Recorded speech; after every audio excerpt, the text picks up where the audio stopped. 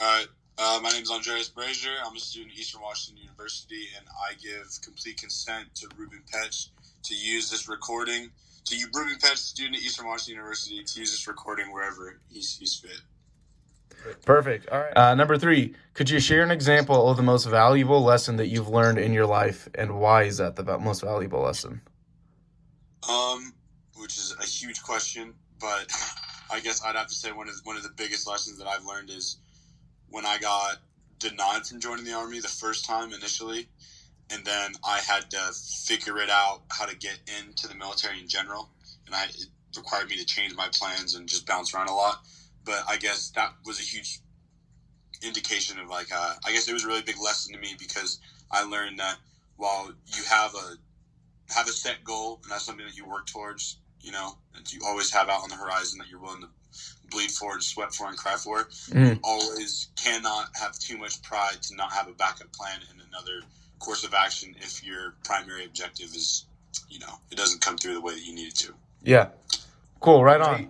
Have you always felt comfortable in your own skin?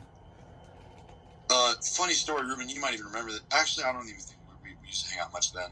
But when I was younger, I actually remember this just because I'm reading the biography of Malcolm X right now, and he talks about how African Americans back in the day, and even nowadays, even African American women, they change their hair to look more like what Caucasian people's hair looks like. And back in the day, Malcolm X and them used to straighten their hair, not knowing that was kind of like it was a way to systematically oppress them, for them to think that having something closer to Caucasian characteristics was a better thing for them. And that made me realize, I remember when I was younger, I used to hate my hair because I had really, really big curls, and I had super curly hair, and I wanted to have straight hair, and I didn't know why. I think it was just a part about me fitting in. But one day I went so far as that I was crying about it, because I was like, I hate my hair. I can't believe I have curly hair. Why am I different? And my cousin straightened my hair. She straightened me and my brother's hair, And looking back on it, it's funny, and I look super dumb. But then it's also damn, at that point in my life, I really was not comfortable with being different in that way, Yeah. But nowadays, I could care less, Number 9.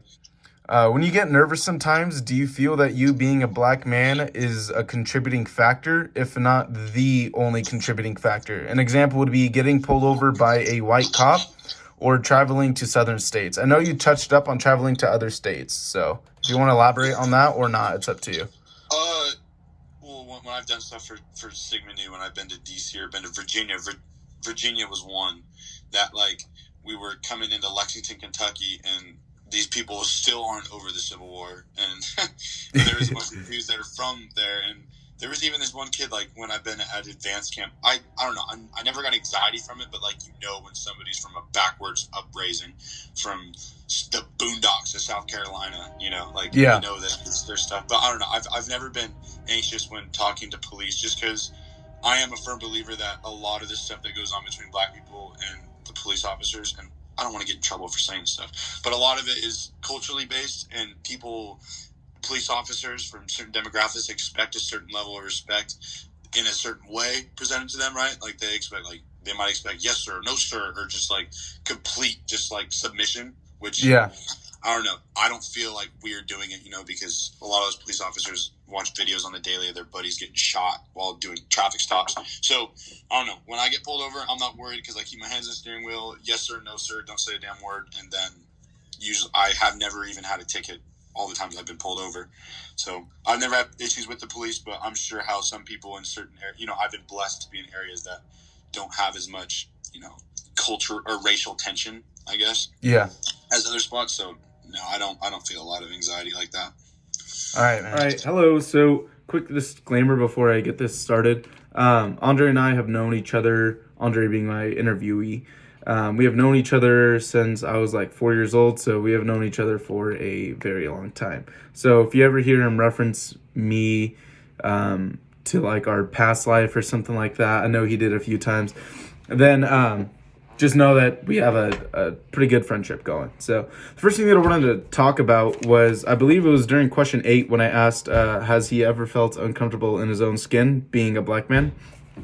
And to my surprise, he said yes. And like I mentioned before, I had known Andre forever, so I've never really thought that he had felt this way before at one point in his life.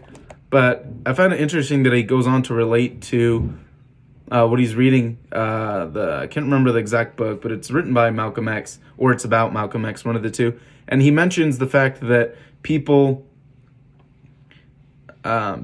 back in the time were straightening their hair or changing their hair so they can start to feel more a part of the white culture as opposed to their roots, such as, well, what he had mentioned. He had long curly he had like a fro when he was younger, and I thought he changed it because he wanted to change it, not because he hated the way he looked and that he wanted to fit into more of the white culture. So second point that I wanted to talk about was, I believe it was question 8 or 9, I can't remember, but he had talked about even in the military, you can still potentially be judged based off your skin color, and or be held to a higher standard. To me, I didn't even think that was a factor when you would join the military, but I mean, he's been in the Army since 2 years ago, something like that, or 3 years ago. Don't quote me. So he would know, obviously, a lot more than I do.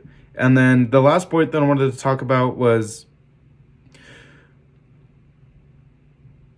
when cops pull people over, and the demographics that they live in, and that they might demand but expect a yes or no sir when you're being talked to. And this can really go to help people when they talk to cops in general, but it can also help the officer talk to people. So an example would be, if I'm living in Northern California or in Central Washington, where it's not really, so southern, and I get pulled over by a cop, I would most likely assume the cop would not expect a yes sir, no sir response from me. But if I were to go to, Texas or North Carolina or South Carolina, Georgia, Alabama, a very southern state, I would assume the cop would expect me to say or reply with yes sir, no sir, yes ma'am, no ma'am, those kind of responses. Now it can go the other way too, how the officer can, let's say an officer transfers from Alabama all the way out here, they might have to get to know the not really the culture, but the way the people live on the whole entire West Coast, and the yes sir, no sir, yes ma'am, no ma'am kind of response isn't the norm, but that doesn't mean that people can't follow those. So anyways, those are my responses to some of the questions and some of the highlights he touched on. So appreciate you guys.